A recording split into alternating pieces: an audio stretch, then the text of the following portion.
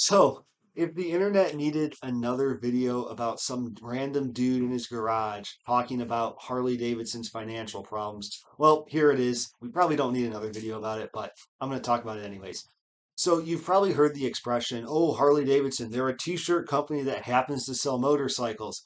And there's definitely some truth to that. I mean, Harley Davidson's internal financial struggles have definitely been made public, and a looming economic recession doesn't bode well for the company. And despite it kind of being an uphill battle, I definitely think they'll stick it out.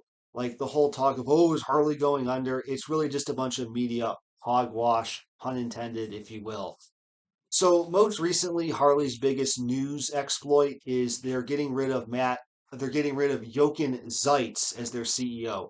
Uh, but before we talk about Zites, we're going to have to talk about the previous CEO, Matt Levitic. So Matt Levitic became the CEO in 2015, and he was most known for his More Roads to Harley initiative. Now, basically, this was to combat the aging out customer demographic. Most of their customers were affluent gentlemen over the ages of 40, and they're trying to bring in more young riders, riders like me. Now, I'll be frankly honest, this is not my bike. This is my dad's. My bike is safely tucked off screen and away from this conversation. But they tried to introduce new models like the Live Wire, the Pan America Adventure Bike, and the fabled Bronx that never came out, RIP, to get younger riders like me into the brand. However, the problem is that Harleys were going to be expensive anyways.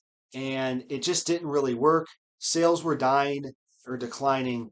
And in 2020, he was replaced by the guy we're going to talk about now, Yoken Zites. Now, Yoken Zites was most known for turning around the apparel company Puma, and he's been on the Harley board since 2007. So basically, Zeitz's strategy was a complete opposite to Matt Levitic. Matt Levitic, the guy we talked about earlier, was more focused on expanding the brand, bringing in new riders, making less expensive models, and just newer models in general. Where Zeitz, Jochen Zeitz, the guy who just left, he was more about contraction. He wanted to make lesser bikes, but sell them at a higher profit margin. Now, this worked, but at the end of the day, he really just inherited a sinking ship. And that's kind of where we're at right now. I mean, I think a prime example of this is Harley just announced their Road Glide RR, and this is a bike that is limited to 131 units and costs over $100,000. Now, this is a very special limited premium bike, but it really just goes to show kind of the two opposite ends of the spectrum. Now, a lot of the bikes that Matt Levitic created or were created under his CEO tenure as a CEO, they came out under the tenure of Jochen Zeitz, but still, it just really was too little, too late at the end of the day, and Zeitz inherited the sinking ship. I think this quote directly from Harley's site and directly from Jochen Zeitz himself really paints a clear picture. He said, when talking about their 2024 financials, he stated, in 2024, we saw our performance being significantly impacted by the continued cyclical headwinds for discretionary products, including the high interest rate environment affecting the consumer confidence. Cyclical headwinds for discretionary products. Well, bad news, buddy. I think those headwinds are picking up.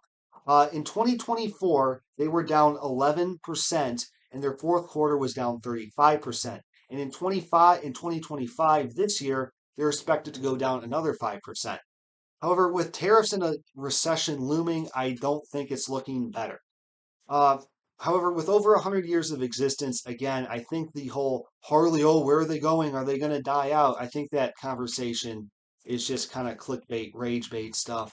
This every motorcycle influencer or creator loves to make the biannual video or bi-monthly video of, oh, where's Harley going? Harley Davidson's failing. It gets kind of tiring after a while. So while the future doesn't look promising for Harley, they're definitely here to stay. And it's definitely a talking point in modern media. However, Harley does not have to really need to rest on their laurels. I think they need to really restructure. What that means, I don't know. But at the end of the day, I think they're here to stay. And yeah. So thanks for watching. Leave a comment below. Tell me what you think. And yeah, thank you.